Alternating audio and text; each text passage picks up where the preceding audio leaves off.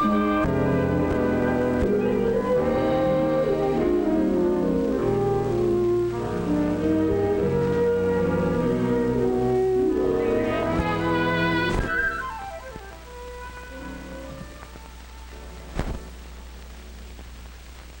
early teens are years of upheaval and turmoil. They're years of physical and glandular change, new and wider relationships with people, and new inner feelings in the early adolescent.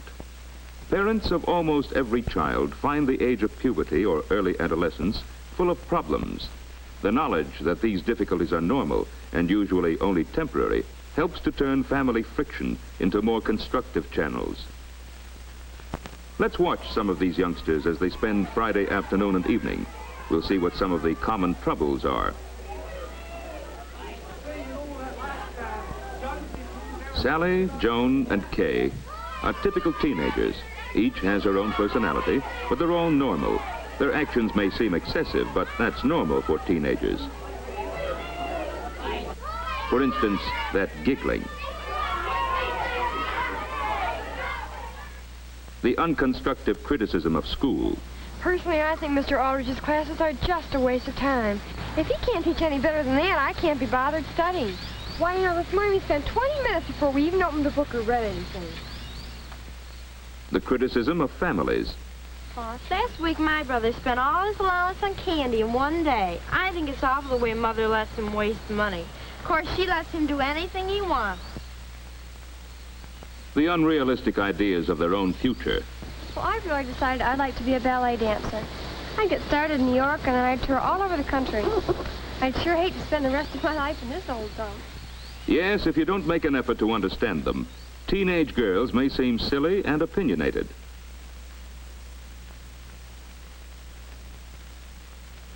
And the boys. Best pitcher in the National League. He is nice. Ah, yes, he is. He can't throw the ball. They want to prove their own importance by making themselves heard. That combination of new lung power, changed voices, and boundless energy is hard on the neighbors. Give him a lap. They seem to spend hours in completely useless activity. They quarrel a lot, but the gang sticks together. There are no girls in it. They are passionately interested in sports, and hero worship from afar is common.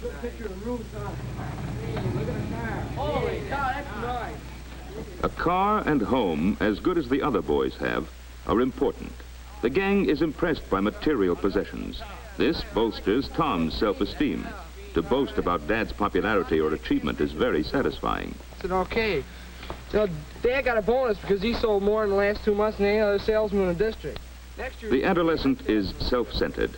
Bill's response to every situation is concerned with how it affects him. My old man's got an order in O'Neill's Motors for a new convertible. We're going to get the first one that comes in. What kind of car are you getting? I think it's a shop. Sam doesn't talk much. He feels safer saying nothing. At least then he can't say the wrong thing. This is a common method of self-protection. At home, away from the group, there are other aspects of adolescent behavior that are annoying to parents.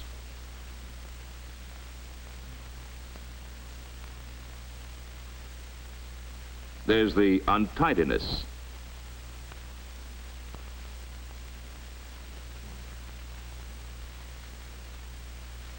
The eternal hunger, picking at whatever is around to eat.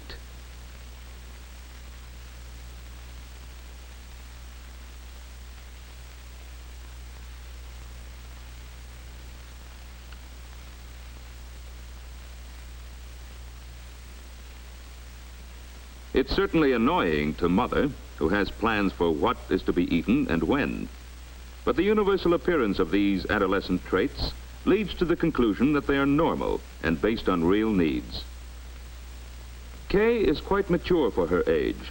She's well adjusted, accepting her defects and trying to make the most of her assets.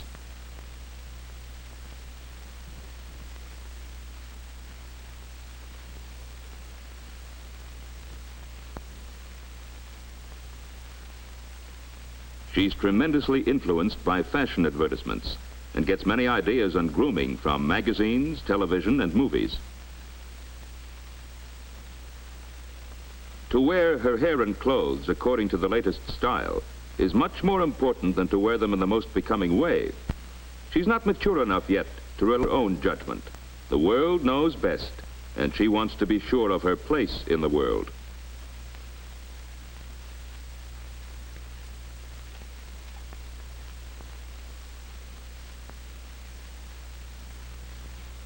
Mother may have other opinions of what looks best, but of course, Mother has old-fashioned ideas. Kay's mother is always a little overwhelmed by the extremes to which her suddenly grown-up daughter carries her ideas of style. If it's the style to be careless and informal, her sloppiness is so deliberate as to be offensive. But Mother has learned that these things are usually temporary. The less said about them, the more quickly they wear off. Objection often brings friction without any change. Half an hour after she has left her friends, she's on the phone to them again.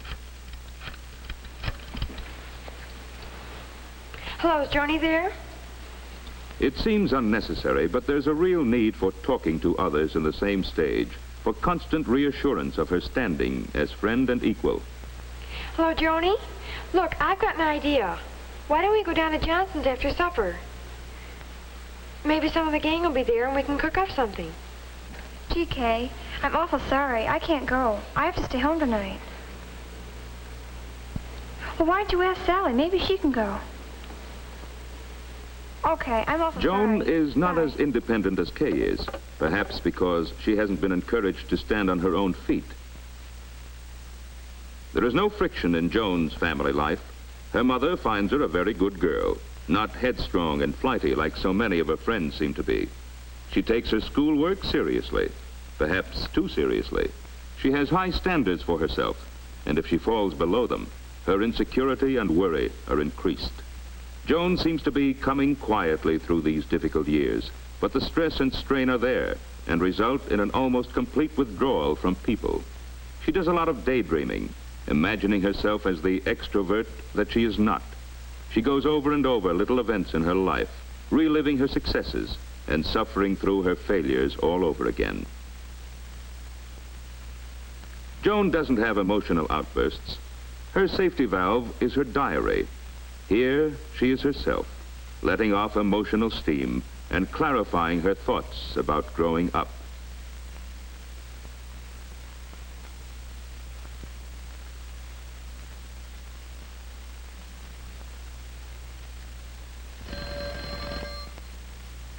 And Sally's home life?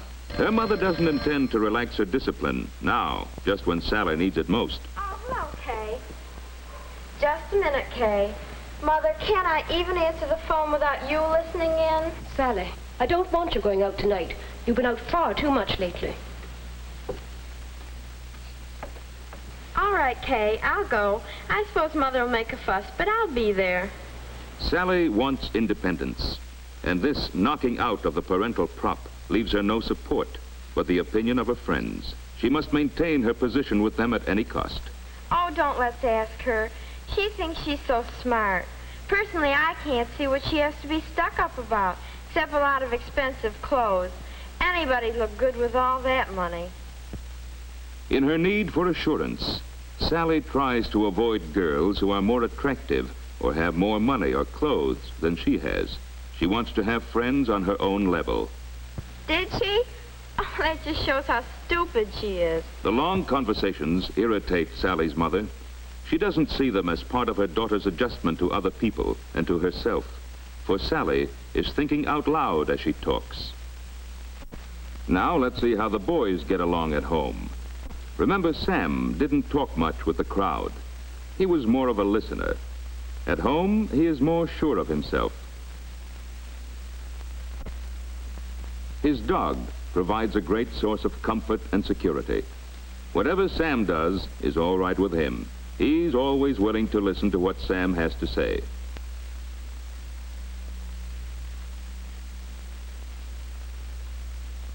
But there are many questions Sam wants to ask. Many incidents of the day he wants to share with his parents. And then they know where to go, and it's all done by code. Did you know that, Pop? Everybody knows that, son. Did you know that, ma'am? Yes, dear. Oh, by the way, I wonder if we could go up with you. Sam's parents sometimes think he talks too much. They don't realize that their son wants to practice his conversational ability on them. Someday, when he is sure of himself, outside, they may have difficulty in finding out what his thoughts are. On the other hand, Tom, who talked so much about his father's achievements, seems most unappreciative of them at home. And he seems to have no ambition.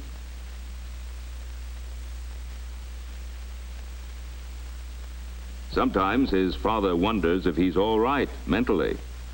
He is, but early teens are years of uneven development.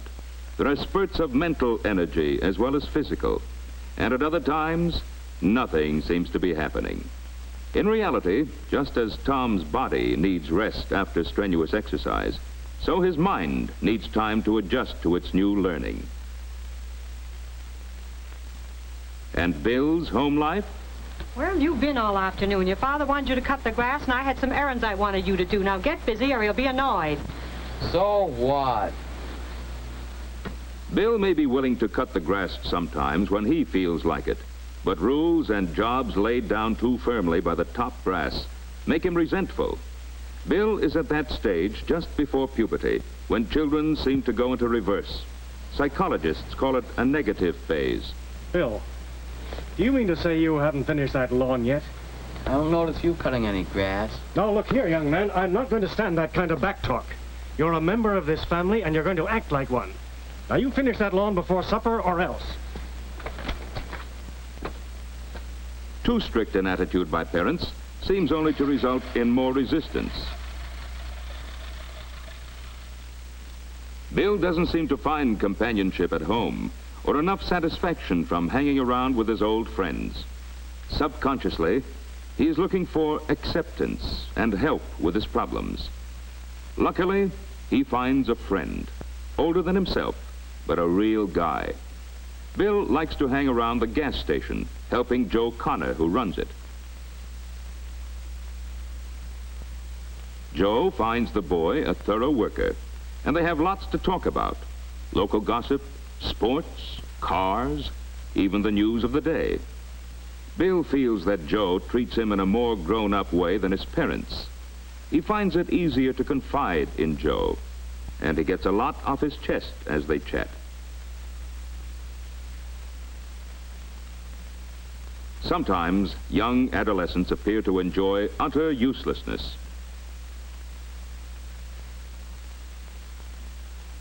But this boundless energy can be directed into useful channels. Sam and Tom belong to the Boy Scouts. Like most teenagers, they enjoy constructive activity and a planned group project. It can be any community group, but organization is needed to ensure that there'll be enough boys there to carry out the program successfully.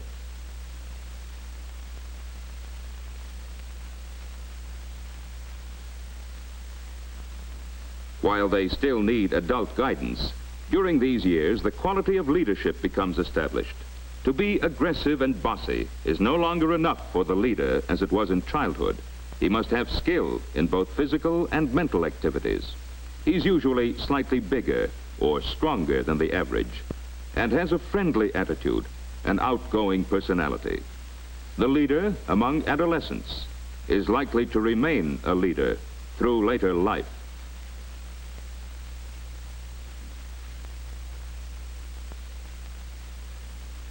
As they move out of the sphere of home influence into the community, young teenagers feel the need of their own kind.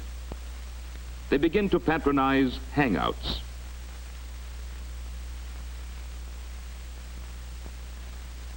Because girls are physically more mature than boys of the same age, most of the advances in the early teen years are made by the girls.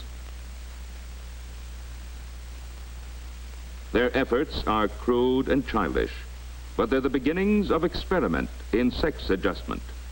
This kind of performance often shocks parents. The boys really do feel superior to those silly girls, but while they pretend to scorn their attention, They're secretly flattered. Nothing would make them admit this, though. Subconsciously, it takes the form of showing off to attract more of the girl's attention.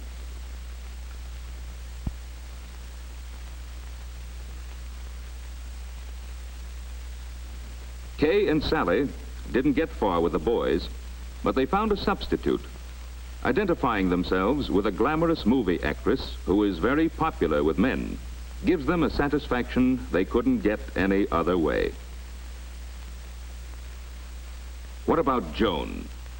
Doesn't she care for any activity or feel a need to admire and love someone? She does, but she has her own quiet way of working it out. She likes to cook all by herself without direction from mother or the confusion of family meals. Tonight, she's making candy.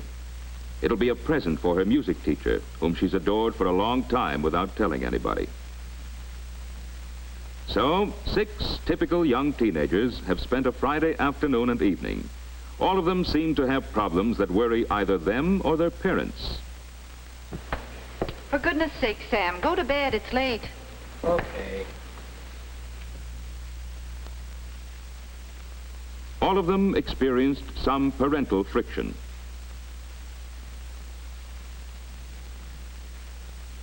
All want independence. All of them feel some stirrings of interest in sex, either openly or secretly.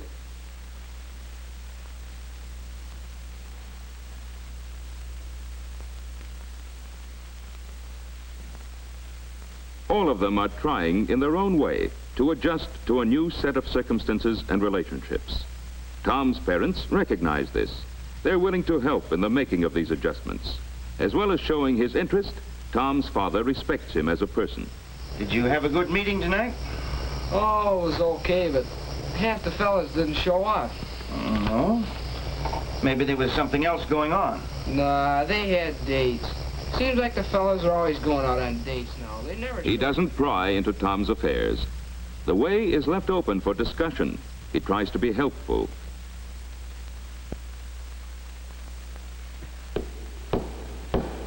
Contrast the attitude of Bill's father.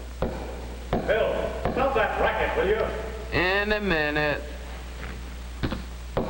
In a minute, nothing. Right now. I'm trying to listen to the radio. Oh, putting that darn thing up. No, stop it. Did you hear me?